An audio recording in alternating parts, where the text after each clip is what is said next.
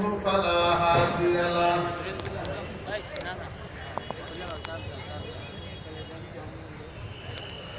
ونشهد أن لا إله إلا الله لا خالق إلا الله ولا مالك إلا الله لا محيي إلا الله ولا مميت إلا الله ولا رازق إلا الله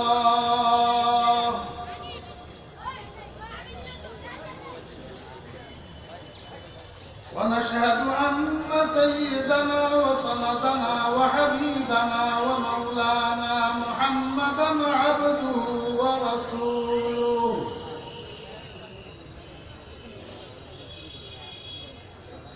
الذي علمه الله فأحسن تعليمه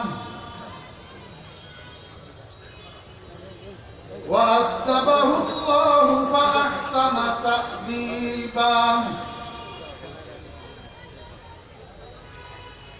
ثم بعثه الله إلى كافة الناس معلما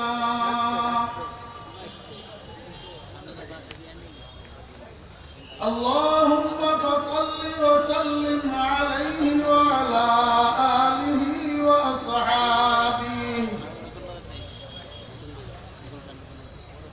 وأزواجه وذرياته وأهل بيته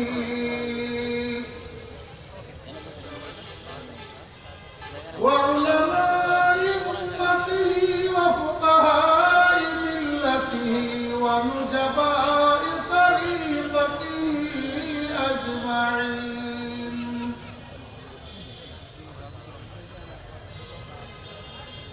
أما بعد فأعوذ بالله من الشيطان الرجيم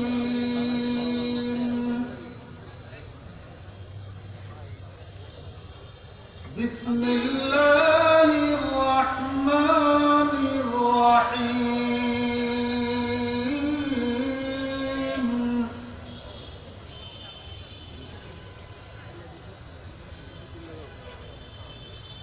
الله ولي الذين آمنوا يخرجهم من الظلمات إلى النور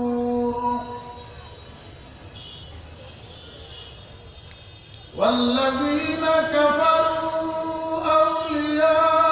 أولياؤهم الطاغوت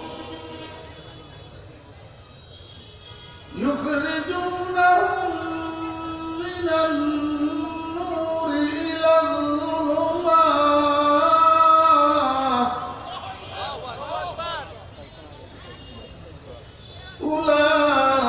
أولئك أصحاب النار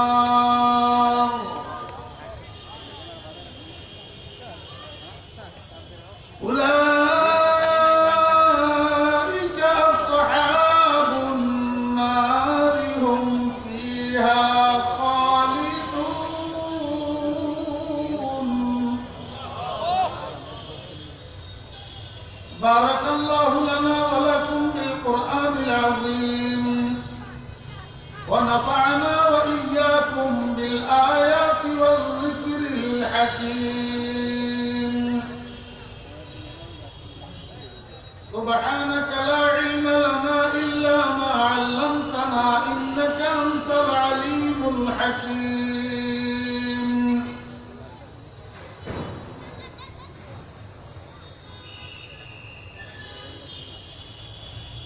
সম্মানিত সভাপতি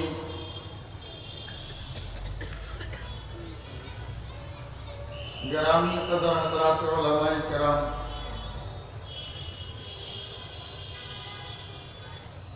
সমাবেত সর্বস্তরের দিনদার পরেশগার মুসলমান ভাইয়েরা প্রাণপ্রিয় ছাত্র ভাইয়েরা যুবক তরুণ ভাইয়েরা পর্দা আড়ালের সম্মানিতা পর্দানসী মা ও বোনেরা মহান রব্বুল আলামিনের অপরিসীম দয়ার ইহসান যিনি আমাদেরকে আজ 10ই ডিসেম্বর 2020 ইংরেজি তারিখে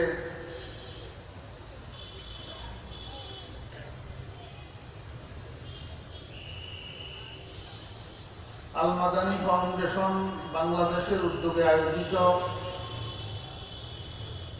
মুগদা বিশ্ব রোড ট্রাক স্ট্যান্ডে অনুষ্ঠিত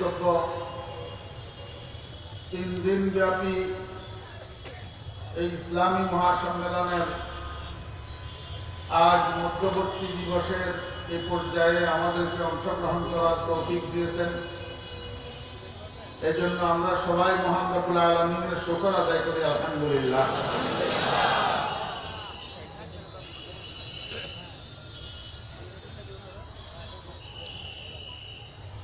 আল্লাহ পাক তো এই পৃথিবীতে মানুষ বানিয়েছিলেন আল্লাহ পাকের গোলামি করার জন্য, কিন্তু কিছু মানুষ আল্লাহ পাকের গোলামি করে আর কিছু মানুষ আল্লাহ পাকের নাফরমানি করে। কিছু মানুষ আল্লাহ পাকের আদেশ নিষেধগুলো মানে আর কিছু মানুষ মানে না। এখন যেই মানুষগুলা আল্লাহ পাকের আদেশ নিষেধগুলা মানে না, কেন মানে না, এর কারণ কি? এই কারণটা আজকে অল্প সময়ের মধ্যে আমি আপনাদের সামনে যদি পেশ করতে পারি, আমার কথা শেষ। কেন মানে না? আল্লাহ পাক রব্বুল আলামিন এই পৃথিবীটাকে যখন তৈরি করেছিলেন, বানিয়েছিলেন, তখন এটা অন্ধকারাচ্ছন্ন ছিল।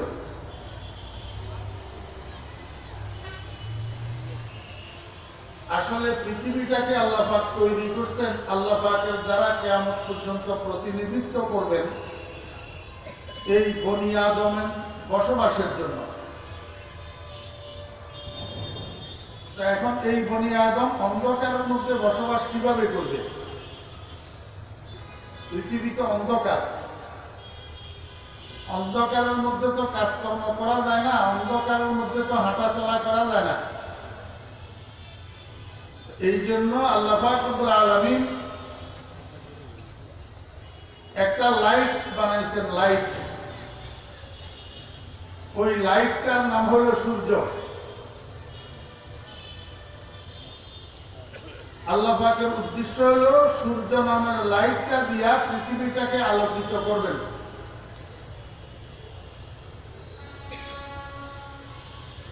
দেখেন, আল্লাহ পাক যদি ইচ্ছা করতেন এই সূর্য নামের লাইটটা দিয়া গোটা পৃথিবীকে একসাথে আলোকিত করে রাখতে পারতেন এবং 24 ঘন্টা সময়কে আল্লাহ পাক আলোকিত করে রাখতে পারতেন। আল্লাহ পাকের শক্তি সামর্থ্যের বাহিরে কোনো কিছু নাই। লা ইয়াখরুজু আন ইলমিহি ওয়া কুদরাতিহি শাই। কিন্তু আল্লাহ পাক তা করলেন না। আল্লাহ পাক সূর্য নামের এই লাইটটাকে বানাইয়া পৃথিবী নামের গ্লোবের পিঠের উপর দিয়ে এটাকে ঘুরাই দিলেন। এই ঘূর্ণনের মধ্যে সূর্য সামনের দিকে যায়, যত সামনের দিকে যায় তত পৃথিবীর একটা ভূমিখণ্ড তার দ্বারা আলোকিত হয়, আর যেই ভূমিখণ্ডটা পিছনে পড়ে সেটা অন্ধকারাচ্ছন্ন হয়ে যায়।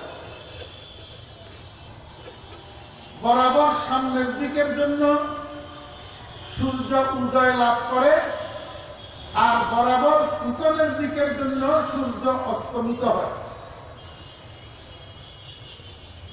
তো যেই ভূমিখণ্ডটার জন্য সূর্যের উদয় সাব্যস্ত হয় সেটা আলোকিত হয়, আর সেই সময়টাকে দিন বলে।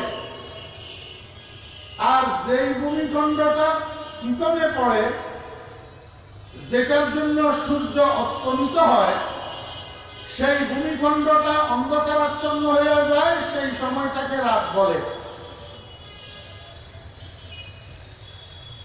আমি আপনাদেরকে একটু জিজ্ঞেস করি, এখন আমাদের বাংলাদেশে ধরেন রাত্রের 9:30, সৌদি আরবে কত? 6:30। তো 9:30 এখন শীতকালীন আমাদের দেশের জন্য অনেক রাত, কিন্তু সৌদি আরবে এখন মাগরিবের আজান হইতেছে মাত্র। ওইখানে সূর্য অস্ত যাইতেছে, অথচ আমেরিকায় কিন্তু এই সময়টা দিন, আমাদের এখানে এই সময়টা রাত। আল্লাহ সুবহানাহু ওয়া তাআলা ইচ্ছা করলে গোটা পৃথিবীটাকে এট এ টাইম দিন বানাইয়া রাখতে পারতেন এই সূর্য দিয়া। পৃথিবীর কোন অংশের জন্য সূর্যের উদয় সাব্যস্ত হতো না, অস্ত সাব্যস্ত হতো না। অ্যাডজাস্ট করে আল্লাহ পাক ফিট করে দিতেন, সূর্যটাকে সেটিং করে দিতেন, গোটা পৃথিবীকে 24 ঘন্টার 24 ঘন্টা একসাথে আলো দিত। কিন্তু আল্লাহ পাক তা করেন নাই। কেন করেন নাই? দুনিয়ার মানুষকে একটা কথা বোঝানোর জন্য, হে দুনিয়ার মানুষ, সূর্য থেকে তোমার শিখার বিষয় আছে। সূর্যের যেরকম একটা উদয় আছে, একটা অস্ত আছে, তুমি মানুষেরও জীবনের একটা উদয় আছে, একটা অস্ত আছে।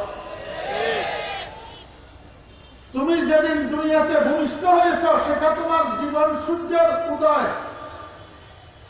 আর একটা দিন এমন আসবে যেদিন তোমার জীবন প্রদীপ নিভে যাবে, দুনিয়ার মানুষ তোমাকে ডেথ ঘোষণা করবে, আর সেটা হবে তোমার জীবন সূর্যের অস্তে যাওয়া।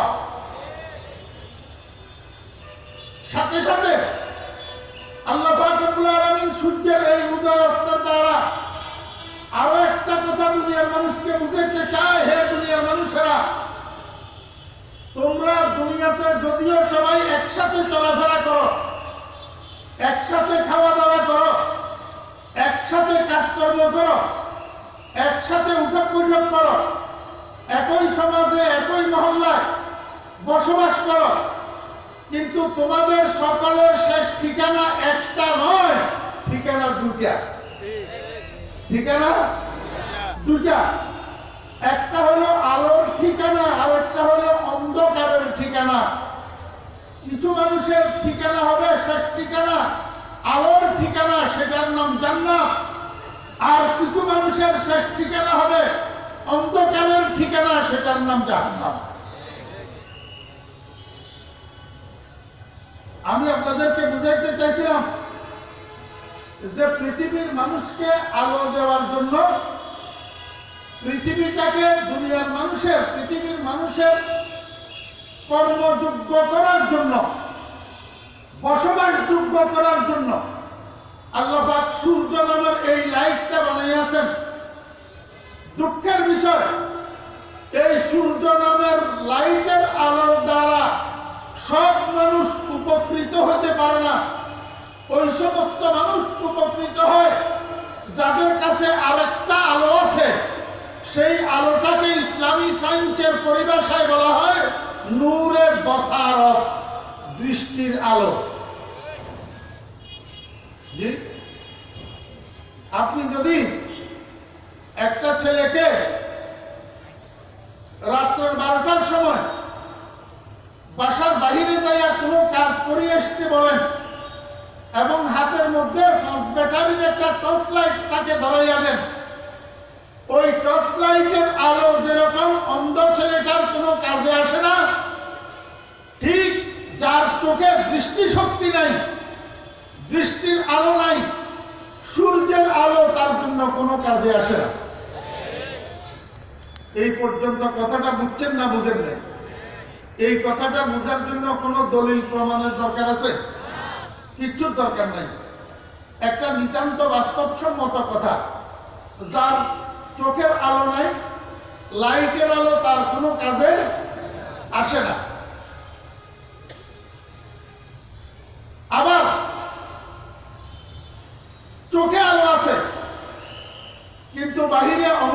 রাত্রি, গুটগুটে অন্ধকার, লাইট নাই, তখন কিন্তু চোখের আলো কাজে আসে না। বুঝছেন না বুঝেন না? তাহলে একটার জন্য প্রয়োজনীয়। মনোযোগ আছে আপনাদের? জি, আমি একটু কোথায় কোথায় বলতেছি যে আপনাদের দৃষ্টি আকৃষ্ট করার জন্য, মনোযোগ আকৃষ্ট করার জন্য। একটু ধৈর্য ধরে শুনেন, ইনশাল্লাহ ফিনিশিং এ গেলে তোই মজা পাবেন।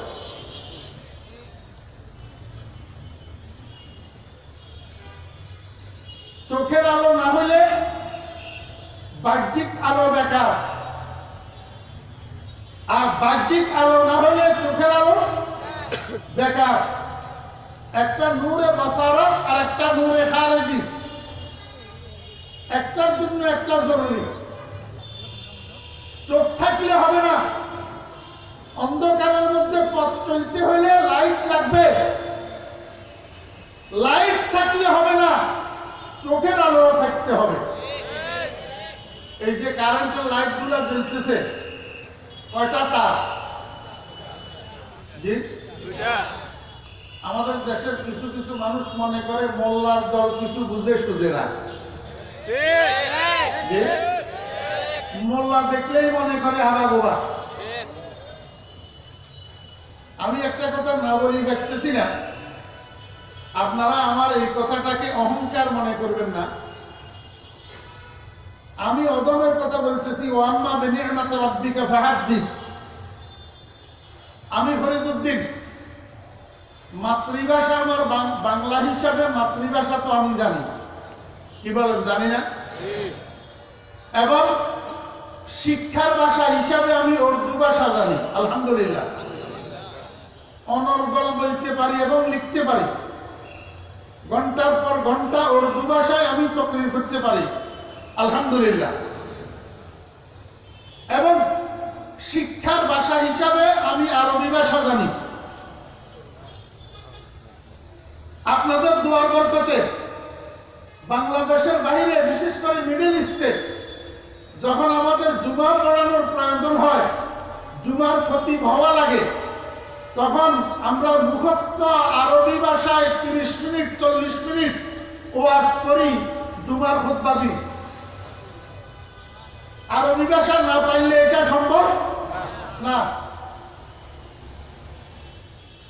আল্লাহর রহমতে, আপনাদের দোয়ার বরকতে ফরিদউদ্দিন ফার্সি ভাষা বুঝে এবং বলতে পারে। কঠিন ফার্সি, আল্লাহর রহমতে। ইউটিউবে আমার 2008 সালের হাটাদারি কলেজ মাঠের একটা বয়ান আছে, ইউসুফুর রেখার বয়ান। এটা শুনি দেখিয়েন ফরিদউদ্দিন ফার্সি বুঝে কি বুঝে না। কয়টা হলো? বাংলা, উর্দু, আরবি, ফার্সি, সাথে সাথে প্রয়োজন মতো ইংরেজি ফরিদউদ্দিন বলতেও পারে, লিখতেও পারে, পড়তেও পারে।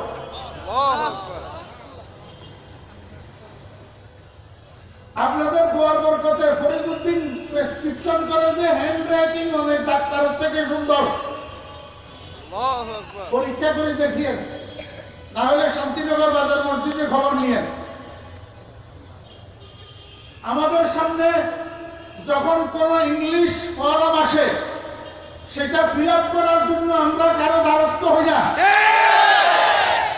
আমাদের সামনে প্লেনে যখন ইমিগ্রেশন কার্ড আসে, আমাদের কাছে ইমিগ্রেশন কার্ড পূরণ করার জন্য অনেক সার্ভেন্ট ওয়ালা দ্বারস্থ হয়, আমরা কারো দ্বারস্থ হই না। আমরা প্রয়োজন মতো ইংরেজি বলতেও পারি, পড়তেও পারি, লিখতেও পারি।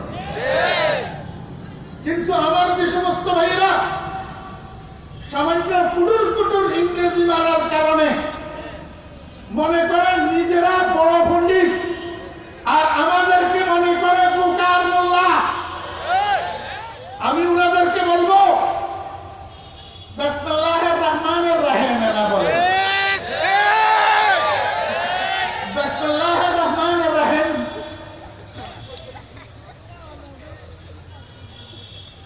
বক্তৃতা দেওয়ার আগে যে বিসমিল্লাহ বলে শুরু করতে চান, এটাও তো শুদ্ধ নাই। বাপের জানাজা পড়ার জন্য যান যে সেখানে জানাজার দোয়াটাও তো শুদ্ধ নেই। কয়টা ভাষা জানেন? বাংলা আর ইংরেজি ছাড়া আর ঘোড়ার ডিম কি জানেন? দুইটা ভাষা জানি আপনি এত ফুডুর ফুডুর করেন, নিজেকে পণ্ডিত মনে করেন, আর আমি 5টা ভাষা জানি, আমাকে দেখলে আপনার চুলকায় কেন?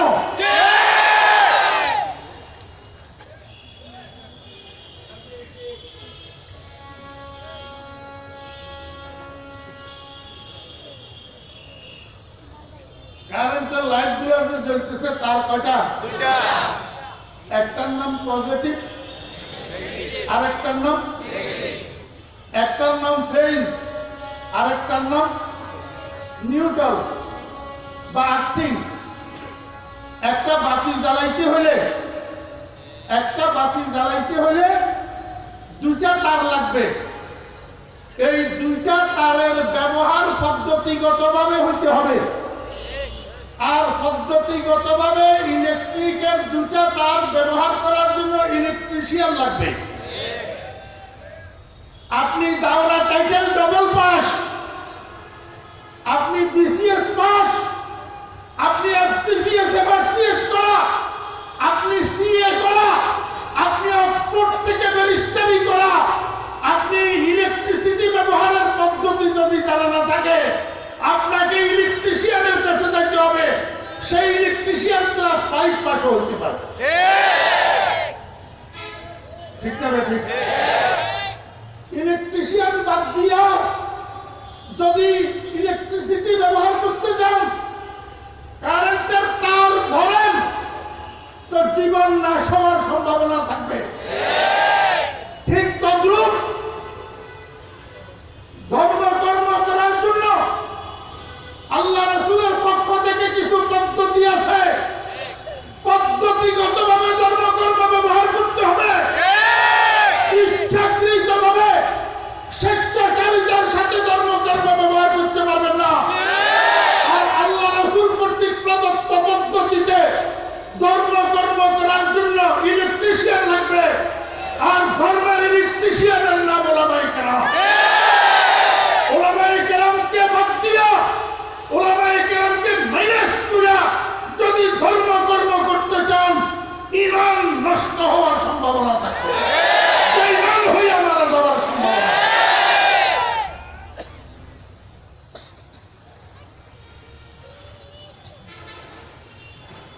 এই কথাটা বুঝার জন্য দলিল প্রমাণের দরকার আছে না? বাস্তবিক কারেন্টের তার কয়টা?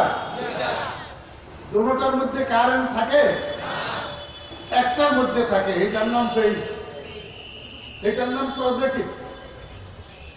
এই পজিটিভ তারটা আরেক পজিটিভ তার যেটার মধ্যে কারেন্ট আছে সেরকম একটার সাথে জয়েন্ট দিতে হবে, কিন্তু নেগেটিভের মধ্যে কারেন্ট নাই, অথচ এইটাকে আরেক নেগেটিভের সাথে জয়েন্ট দেওয়ার প্রয়োজন করে না। আপনি যেই মাটির উপরে দাঁড়িয়ে আছেন সেই মাটির থেকেও আর্থিং নিতে পারেন, বাতি জ্বলবে, কিন্তু পজিটিভ জায়গা থেকে নিতে পারবেন না। আরেকটা পজিটিভের সাথে কানেকশন লাগাইতে হবে, কিন্তু মনে রাখতে হবে দুইটা ছাড়া বাতি জ্বলবে না। যদি নেগেটিভ ছাড়া আপনি শুধু পজিটিভ ধরতে যান, হয় মরতে হবে, আর নতুবা আগুন লাগা ঘর পুরাটা জ্বলবে। কথা বুঝছেন না বুঝেন নেই?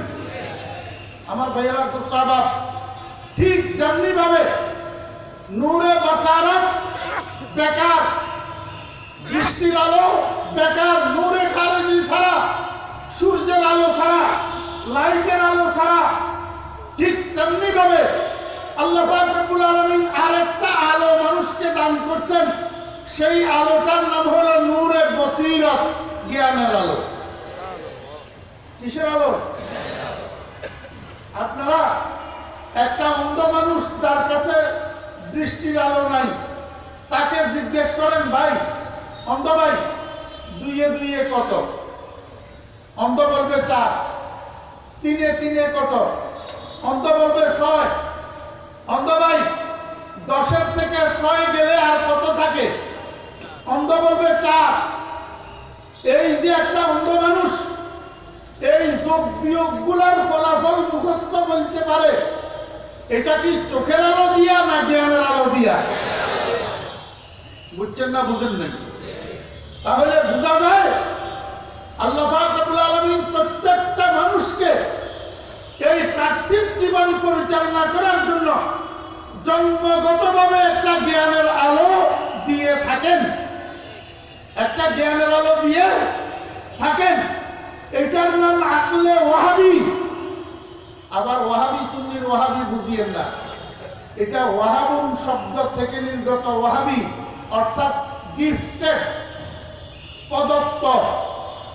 এটা হলো গড গিফটেড, খোদা প্রদত্ত জ্ঞান। আর একটা জ্ঞান আছে কালেক্টেড জ্ঞান, যেটাকে আকলে কসবি বলা হয়। সেটা দুনিয়ার লাইনে হোক আর দ্বীনের লাইনে হোক, শিক্ষক এবং পুস্তকের মধ্যস্থতায় অর্জন করা হয়। আমার ভাইরা, বর্তমান দুনিয়ার কিছু মানুষ নিজে বেআকল যে সেটা বুঝে না, অন্যদেরকে যারা বুঝে তাদেরকে বেআকল মনে করে। অর্জিত জ্ঞান, কালেক্টেড জ্ঞান দুনিয়ার সুখের জন্য নয়, রুজি বেশি করার জন্য নয়, দুনিয়ার সুখ শান্তির জন্য নয়, দুনিয়া পরিচালনা করার জন্য, দুনিয়া পাওয়ার জন্য, দুনিয়াকে সুসজ্জিত করার জন্য জ্ঞান আল্লাহ পাক রব্বুল আলামিন প্রত্যেকটা মানুষকে জন্মগতভাবে দিয়ে রেখেছে। বিশ্বাস না হলে চকবাজার যান। চকবাজার কোটি কোটি টাকার ব্যবসা পরিচালনা করতেছে এক মহাজন মুরব্বী। ইসলামপুর যান, কোটি কোটি টাকার ব্যবসা পরিচালনা করতেছে এক মহাজন মুরব্বী, ক্লাস 5 পাস। কোন ক্লাস পাস? Class 5 pass. অথচ উনার পাশে বসা উনার ম্যানেজার MBA করা, BBA করা, CA করা, 50,000, 60,000, 70,000 টাকা তার বেতন। ইচ্ছা করলে এই মহাজনেরা 10 বছর 20 বছর পড়াইতে পারে, কিন্তু বেতন 50-60,000 টাকা। আর এই মহাজন ক্লাস 5 পাস, কোটি কোটি টাকার ব্যবসার মালিক। আপনি কি মনে করেন ওই MBA BBA করা হাইলি ট্যালেন্ট, হাই এডুকেটেড ম্যানেজারটা এই অশিক্ষিত মহাজনের কয়েক লক্ষ টাকা মেরে দিতে পারবে? পারবে না। আল্লাহ পাক ধন যাকে দেন তাকে ধন সংরক্ষণের জ্ঞানও দিয়ে। তার প্রমাণ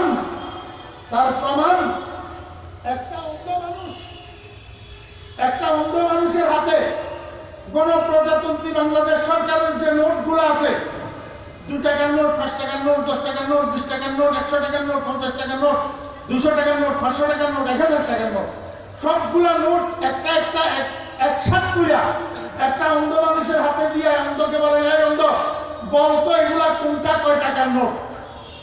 অন্ধ এইভাবে টিভি বলবে, এটা 10 টাকার নোট, এইটা 20 টাকার নোট।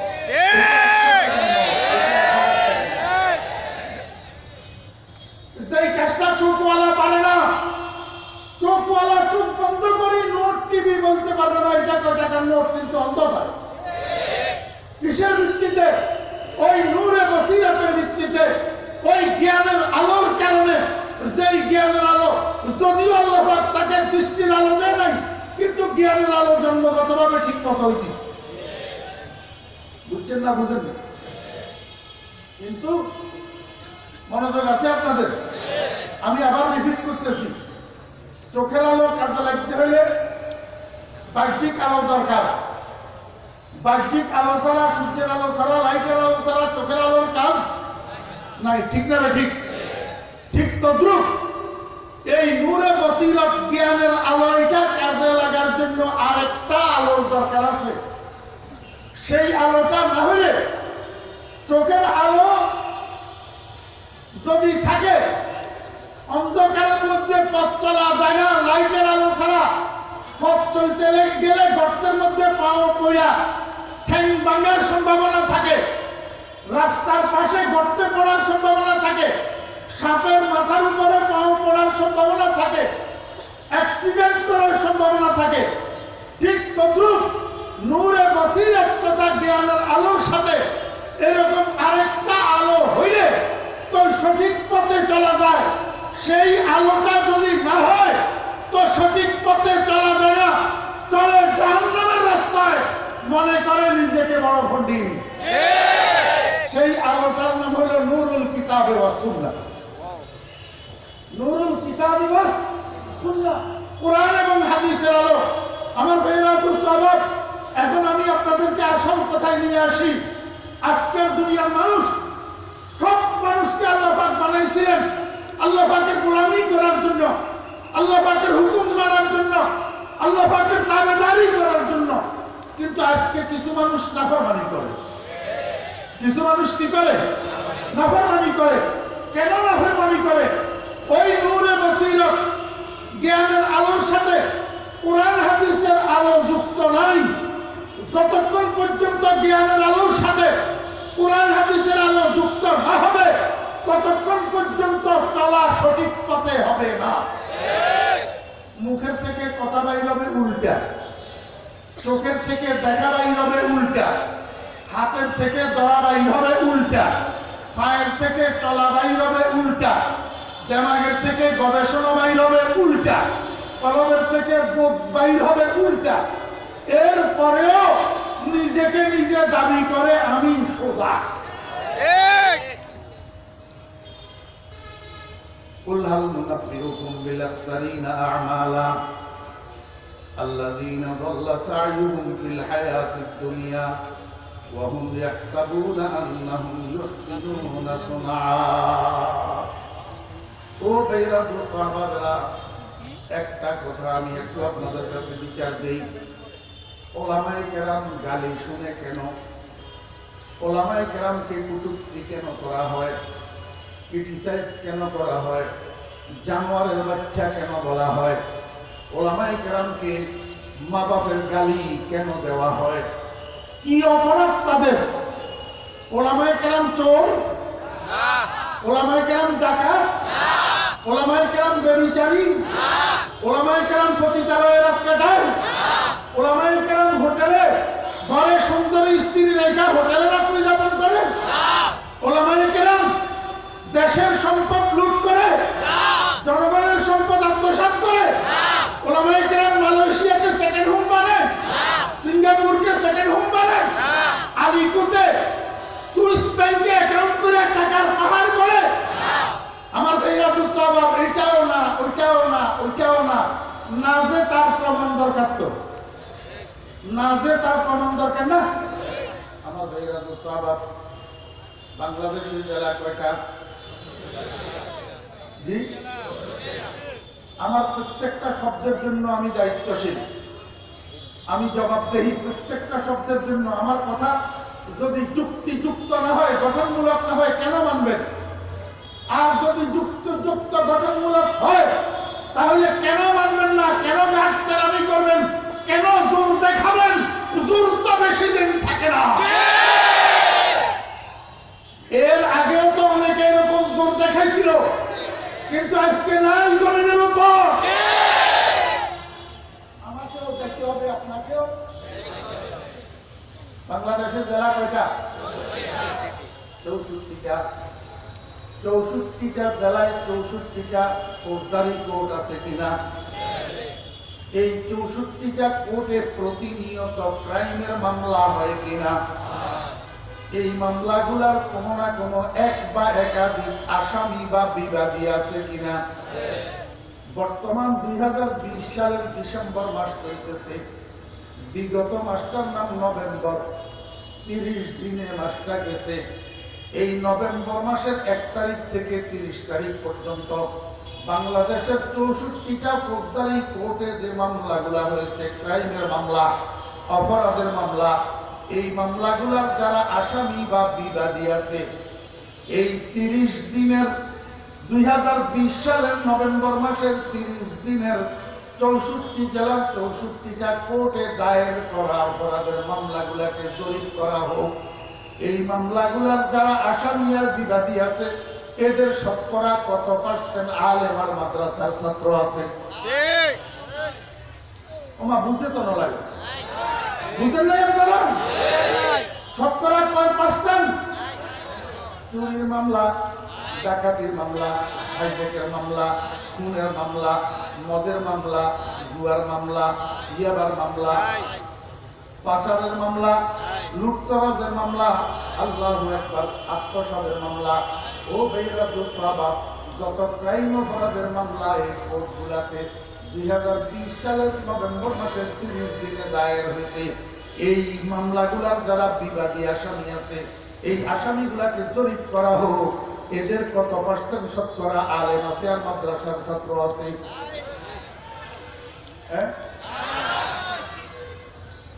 একেবারে নাই আমি বলবো।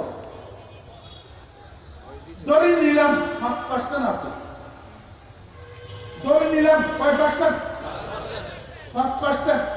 তবে এই 5%-এর মধ্যে 5% পুরাটা আলেম মাদ্রাসার ছাত্র না, এদের কিছু আছে বেশ ধারণকারী, কিছু আছে কি ধারণকারী। সব মাদ্রাসার ছাত্র এমনি দেখা গেলেই মাদ্রাসার ছাত্র না, কিছু কিছু পাঞ্জাবি পড়ানো মাদ্রাসার ছাত্র বানানো হয়। কিছু কিছু সেরকম আছে। আচ্ছা ধরে নিলাম 5%।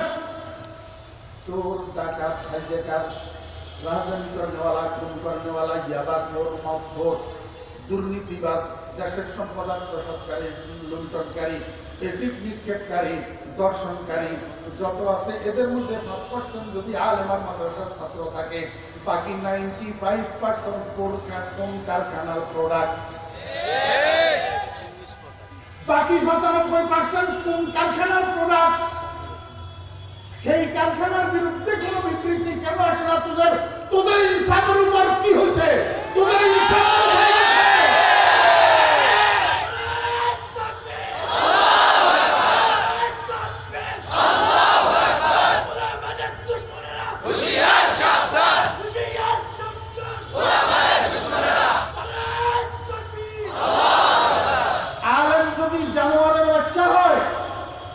তুই মানুষের বাচ্চা। মনুষ্যত্ব কাকে বলে তোর বাপদাদার 14 গোষ্ঠী জানে। মনুষ্যত্ব কাকে বলে? তোর মুখে কেমনি আসলো আলেমকে জানোয়ারের বাচ্চা বলতে?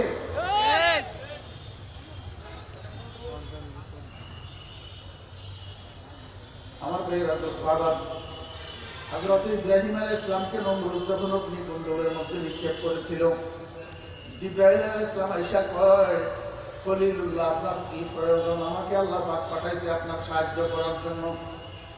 ইব্রাহিম আলাইহিস সালাম কয়, জিবরাইল, যিনি তোমাকে আমার কাছে পাঠাইছে উনি কি আমারে দেখে না? উনি কি আমারে দেখে না? উনি কি আমার সাহায্য করতে পারে না? তোমাকে পাঠাইছে কেন? আর তোমার কাছেই বা আমি সাহায্য চাইবো কেন? আমি যে আগুনে পড়ছি, কি অপরাধে পড়ছি সেটা কি উনি জানে না?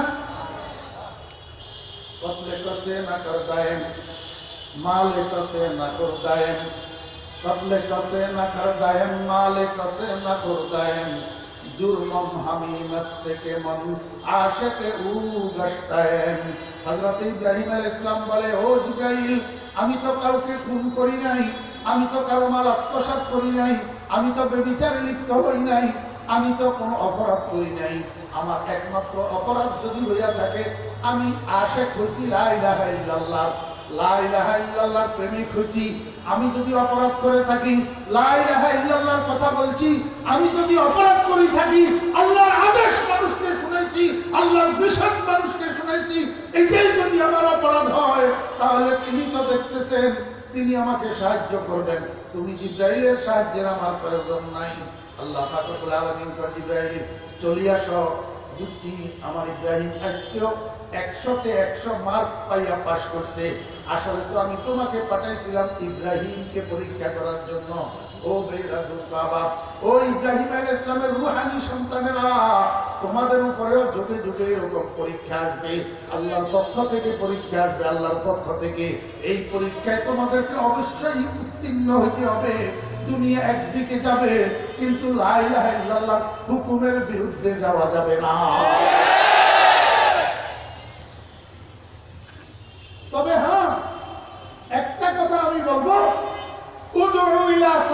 রাব্বিকা বিল হিকমাতি ওয়াল মাউইযাতিল হাসানাহ। আমাদের কর্তব্য দাওয়াতি কাজে আমরা হিকমত অবলম্বন করব এবং সুন্দর ভাষা ব্যবহার করব। হিকমত অবলম্বন করব এবং সুন্দর ভাষা ব্যবহার করব। আল্লাহর নবী আমাদের জন্য সুযোগ রেখেছেন, অপশন রেখেছেন। মান রাআ মিনকুম মুনকারান ফালইউগাইয়িরহু বিয়াদিহি। আমার তালেবে আলেম ভাইরা বলেন এই পর্যন্ত শেষ না সামনে আরো আছে? ফাইলাম ইয়াস্তাতি পাবি। এই পর্যন্ত শেষ না সামনে আরো আছে? ফাইলাম ইয়াস্তাতি, যদি এইটার উপরে তোমার আদমে ইস্তেতাআত হয়, তোমার অপারগতা হয়, তোমার সামর্থ্যহীনতা হয়, তবে কলবি। আমি আমার ইস্তেতাআতের, আমি আমার সাধ্যের, আমি আমার সামর্থ্যের বাহিরে যাব না। বাহিরে যাব, আমি আমার দায়িত্ব পালন করব। যদি দেখি হইতেছে না, সেখানে আমি আমার সামর্থ্যের বাহিরে যাওয়ার দরকার।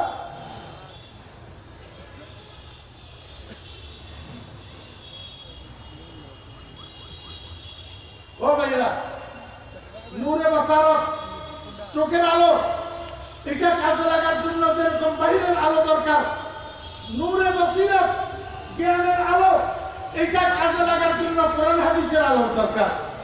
যেই জ্ঞানের আলোর সাথে কোরআন হাদিসের জ্ঞানের আলো যুক্ত হবে না, তার সমস্ত কাজে কথায় সমস্ত উল্টা উল্টা কাজ বাইর হবে, উল্টা উল্টা কথা বাইর হবে। এই পর্যন্ত কথা বুঝছেন না বুঝেন? এইবারে আরেকটা আলো প্রকার বুঝেন। আলো দুই প্রকার। আলো কত প্রকার? একটা হলো নূরে জাহেরি, আর একটা হলো নূরে বাতেনি। নূরে জাহেরি আর নূরে বাতেনি। আমার ভাইয়েরা দুষ্টাবাব, এই যে কারেন্টের আলোক থেকে আমরা আলো পাইতেছি, কারেন্টের লাইট থেকে, এটা নূরে জাহেরি, এটা নূরে জাহেরি। আল্লাহু আকবার। আর একটা নূরে বাতেনি আছে। নূরে বাতেনি হলো অদৃশ্য নূর, অদৃশ্য আলো, অদৃশ্য আলো। আমার ভাইরা দোস্তাবা, দুইটা কাজ আছে, একটা সৎ কাজ আর একটা অসৎ কাজ। সৎ কাজ হলো আলো আর অসৎ কাজ হলো অন্ধকার। সৎ কাজ আলো, অসৎ কাজ কি? একটা উদাহরণ দিয়ে আমি আপনাদেরকে বুঝাই। আমাদের দেশে মানুষে মদ খায়, রাস্তার মাঝখানে দিনের আলোতে দাঁড়াইয়া দাঁড়াইয়া। জি, মনোযোগ নাই আপনাদের? মদ খায় রাস্তার মাঝখানে দিনের আলোতে দাঁড়াইয়া দাঁড়াইয়া, না চিপাগলি তালাশ করে, অন্ধকার তালাশ করে। মানুষ জেনা করে, ব্যভিচার করে, দিনের আলোতে রাস্তার মাঝখানে, না ফার্স্ট কোয়ার্টারে? দোস্ত, অন্ধকারে। আচ্ছা, সব বা এই যে ঘুষখোরের গোষ্ঠী ঘুষ খায়, এইভাবে সচরাচর মানুষের দেখাইয়া দেখাইয়া ঘুষ নেয়, না বাম হাতে সুরের মতো এমনি করে ঢুকায়? আমাদের সুরের মতো। ঠিক না ঠিক? এই যে সুদখোরেরা সুদ খায়, এলান করি, প্রকাশ করি, ঘোষণা দিয়া সুদ খায়, না চুরি করিয়া করিয়া খায়? সৎ কাজ যেগুলো আছে এগুলো আরো, আর কত অসৎ কাজ, গুনাহ কাজ আছে, এগুলো অন্ধকার। এগুলো কি?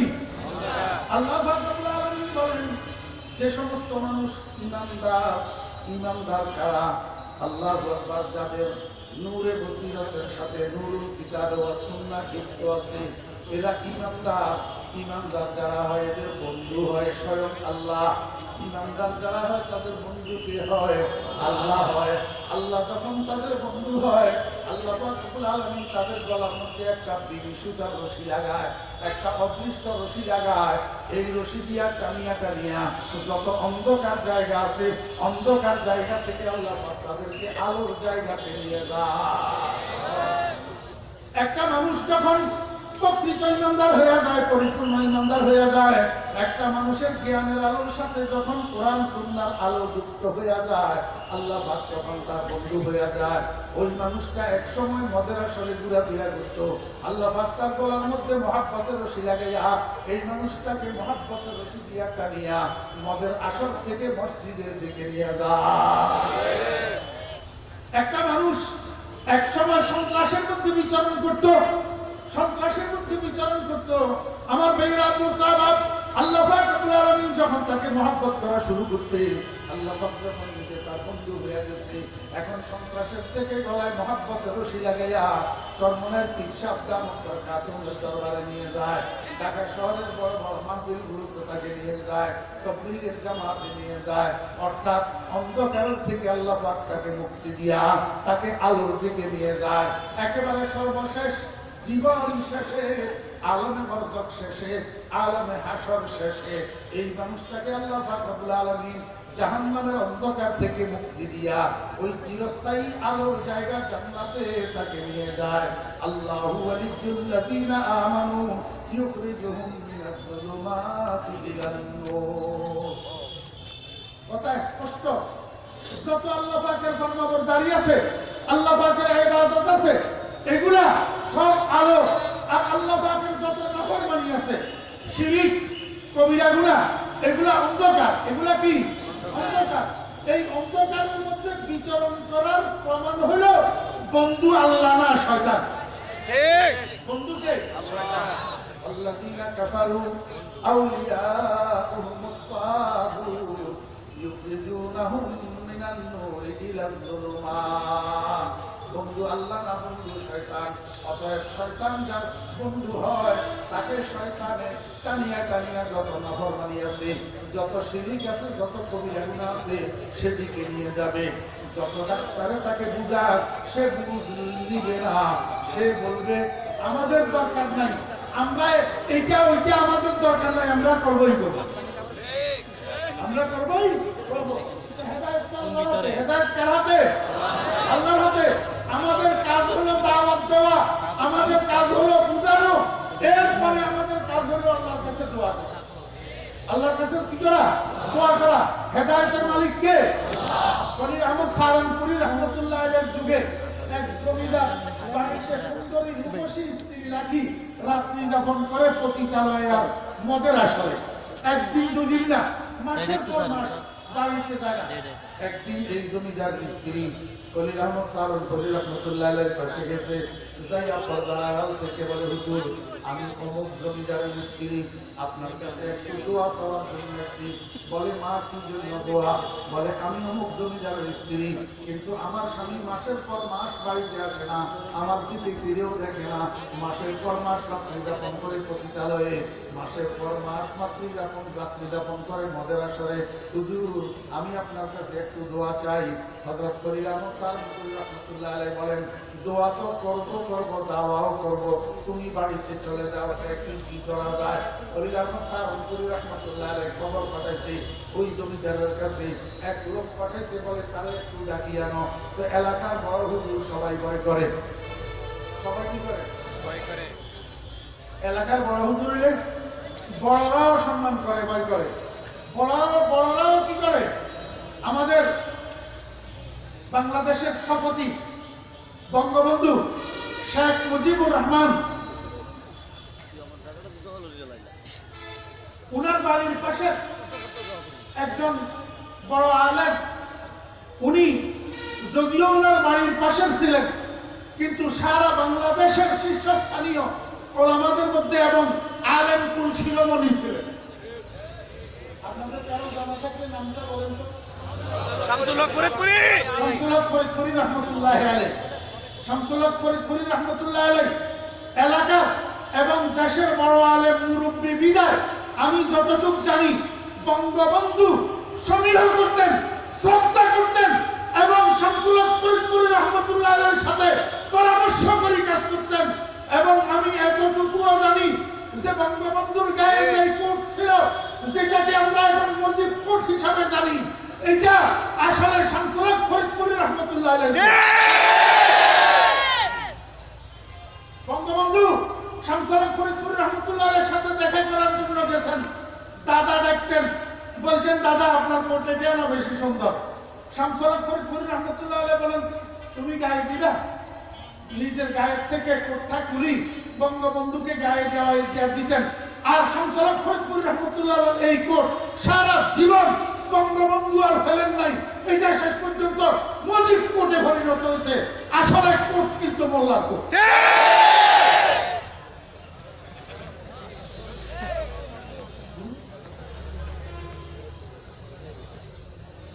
আমি অন্যদিকে বলবো না, শুধু আমি একটা কথা বলবো যে আলেমদেরকে গালি দিও না।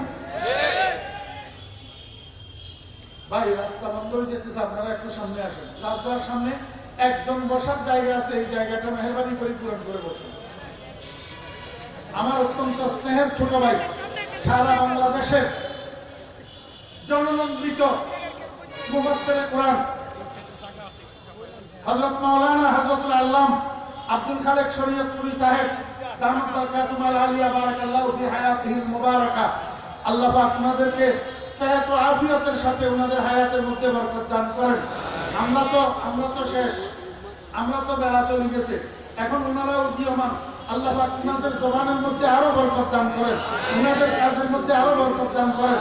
আল্লাহর রহমতে আপনারা তো ওনার বয়ান শোনার জন্য পাগল, আসি গেছেন। হ্যাঁ, আমি দেখা করে এসেছি, আমার সাথে দেখা হয়েছে। আমার পরে ইনশাল্লাহ বয়ান হবে, শরীয়তপুরী সাহেবের বয়ান হবে। সবাই বসেন, একটু সামনে আগে বসেন। আপনারা এই জায়গাটা একটু মেহরবানি করে পূরণ করে বসেন না, এটা একটু সামনের দিকে আসেন। ভিতরে ঢুকছে না না, এখানে ওইখান থেকে দেখা যায় না তো, এই জন্য ভিতরে ঢুকছে।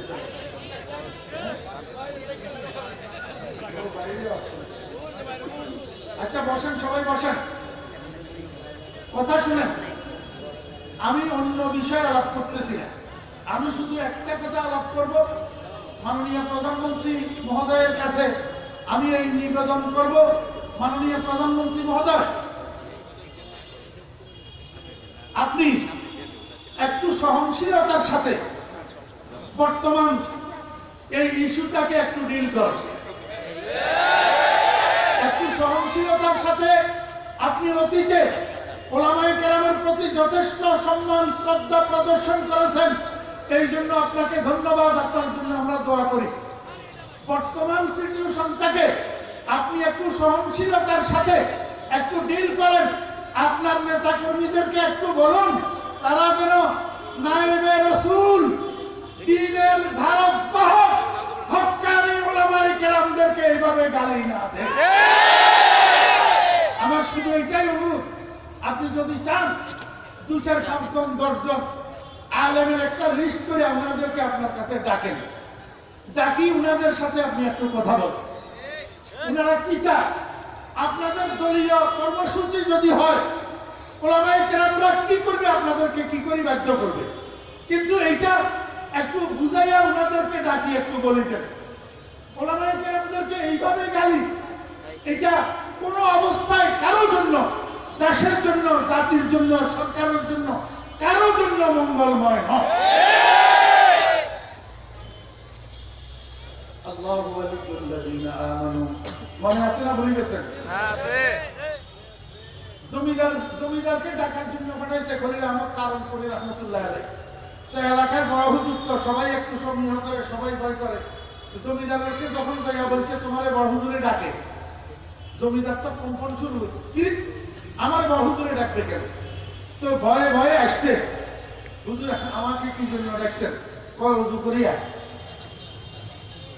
অজু করিয়া তো জমিদার যাইয়া অজু করি আসছে। অজু করি যখন আসছে, আমার পাশে দিয়ে দাঁড়া, আমি তোকে সাথে নিয়ে 2 রাকাত নফল নামাজ পড়বো, তুইও আমার সাথে 2 রাকাত নফল নামাজ পড়বি। তো জমিদার তো নামাজ ভালো রকম জানেও না, জমিদার হইলে নামাজ ভালো রকম জানাও লাগে না, টাকা পয়সা ক্ষমতা থাকলে চলে, এগুলো তো মোল্লা মৌলবীর কাজ, বুঝলেন না? জমিদার নামাজ ভালো রকম জানে না। তো তারপরে হুজুর যখন বলছে, হুজুরের পাশে দিয়ে দাঁড়াইছে।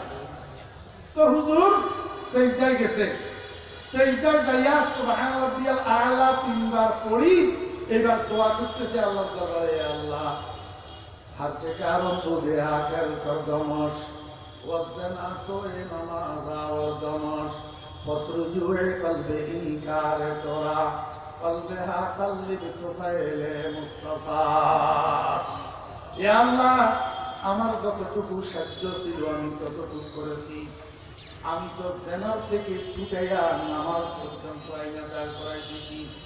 রব্বুল আলামিন এখন দিলের চাবি ঘুরাইয়া দেওয়া, দিলের চাবিকাঠি পরিবর্তন করে দেয়া, দিলের মধ্যে হেদায়েতের আলো ঢুকাইয়া দেওয়া, এটা তো তুমি রব্বুল আলামিনের কাজ।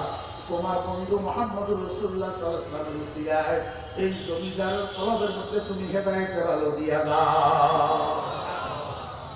हर चकारम बुझे आखिर कर दमश वजना सोए नमाजा और दमश फसरुजुए कल्बे इनकार तोरा कल्बे हा कल्बे तुफैले मुस्तफा। আমার ভাইরা সাহাব বলিলাম সালাম করি রাহমাতুল্লাহ আলাইহি, নামাজ দুই রাকাত শেষ করে সালাম করেছি। সালাম ফিরানোর সাথে সাথে জমিদার হুজুরের পায়ের উপরে পড়ছি। পায়ের উপরে পড়িত, হুজুর আমি তো এতদিন গুনার সাগরে ডুবেছিলাম, এখন আমি তওবা করলাম, আর গুনার দিকে কোনোদিন পা বাড়াবো না। আমি আল্লাহর কাছে মাপ চাই, আল্লাহ আমাকে মাফ করে দেন। হুজুর আপনার কাছে আমার একটা অনুরোধ, আমি তো বহুদিন পর্যন্ত বিবির কাছে যাই না, আমার বিবি আমার উপরে অনেক চটে আছে, রেগে আছে, দয়া করে আপনি নিজে আমাকে একটু আমার বিবির কাছে নিয়ে চলেন, আমার বিবিকে একটু যাইয়া বুঝাইয়া সুঝাইয়া বলেন আমি তওবা করছি, আর কোনোদিন গুনার দিকে পা বাড়াবো না। আপনি যদি তাকে একটু বুঝাইয়া বলেন তাহলে সে আমাকে গ্রহণ করবে। হলিল আহমদ সারনপুরি রহমতুল্লাহ আলাইহি, ঠিক আছে চলো। হলিল আহমদ সারনপুরি রহমতুল্লাহ আলাইহি সাথে করে নিয়ে বিবির কাছে গেছে। বিবিকে পর্দার আড়াল থেকে বলছে, মা তোমার স্বামীকে আমি তোমার কাছে নিয়ে এসেছি এবং সে তওবা করছে, জীবনে আর কোনোদিন গুনার দিকে পা বাড়াবে না। তুমি আমার কথা বিশ্বাস করো, আসলে সে গুনার দিকে আর কোনোদিন যাবে না। তুমি তোমার স্বামীর উপরে যে রাগ ছিলে সেই রাগ ঝেড়ে ফেলে দাও, আর স্বামীর উপরে রাগান্বিত থাকিও না। আমি আপনাদেরকে বুঝাইতে চাইছিলাম কলবকে ঘুরাইয়া দেওয়ার মালিক কে? আল্লাহ। আমরা আমাদের দায়িত্ব পালন করতেছি, আমরা দাওয়াত দিতেছি, আমরা প্রতিবাদ করতেছি, আমরা বুঝাইতেছি, এরপরে আমরা নামাজের পরে আবার দোয়া করবো, হে আল্লাহ আমাদের রাষ্ট্রনায়কদেরকে তুমি ইসলাম সম্মত বুঝ দিয়ে দাও, ইসলামের পথে চলার তৌফিক দাও, আল্লাহ তোমার আদেশগুলা পালন করার তৌফিক দাও, তোমার নিষেধের থেকে বেঁচে থাকার তৌফিক দাও, শিরকের থেকে, কবিরা গুনাহ থেকে আমার তোমার এই বান্দা বান্দীদেরকে তুমি বাঁচাইয়া রাখো। আমরা যেরকম ভাবে প্রতিবাদ করব, দাওয়াত দেব, সেই রকম ভাবে তাহাজ্জুদের নামাজের পরে ওনাদের জন্য আমরা দোয়াও করব। हर चकारम बुधे आखिर कर दमश वजना सोए नमाजा और दमश फसरुजुए कल्बे इनकार तोरा कल्बे हा कल्बे तुफैले मुस्तफा। ও দোস্ত বাবারা, আজকে থেকে আমরা সবাই দোয়া করব তো ইনশাআল্লাহ। আমাদের শুনেন, আমাদের নবীজি আমাদেরকে কি শিক্ষা দিয়েছে? আমাদের নবীজি আমাদেরকে শিক্ষা দিয়েছে রোগকে ঘৃণা করো, রোগীকে ঘৃণা করিও না। রোগীকে ঘৃণা করিও না। রাত্রে 2টার সময় আপনার একটা সন্তানের যদি ডায়রিয়া চালু হয়, আপনি সন্তানটাকে লাথি মেরে ঘরের বাইরে ফেলে দিবেন না, ডাক্তার নিয়ে আসবেন, সেবা করবেন, চিকিৎসা করবেন, আপনার কলিজার টুকরা সন্তানের থেকে ডায়রিয়া নামের শত্রুটাকে দূর করার জন্য চেষ্টা করবেন। ডায়রিয়া আপনার শত্রু হইতে পারে, ডায়রিয়া আপনার শত্রু হইতে পারে, কিন্তু আক্রান্ত রোগী আপনার শত্রু না, এটা আপনার কলিজার টুকরা সন্তান। যত মানুষ কলমা পড়তে লা ইলাহা ইল্লাল্লাহু মুহাম্মাদুর রাসূলুল্লাহ, এরা সবাই আমাদের ভাই বোন, এরা সবাই আমাদের ভাই বোন। ও ভাইরা দুস্তাবাব, এরা সবাই আমাদের ভাই বোন, কলমা পড়া নবীজির উম্মত। এদেরকে আমরা মহব্বত করব, ঘৃণা করব না। যদি কোনো ত্রুটি বিচ্যুতি থাকে সেটা আমার শত্রু, কিন্তু আক্রান্ত আমার শত্রু না, আক্রান্ত আমার ভাই, আমার বোন। এদের জন্য তাহাজ্জুদের নামাজের পরে আমরা দোয়া করব। যার কপালে হেদায়েত থাকে সে হেদায়েত পাইয়া যাবে। অল্প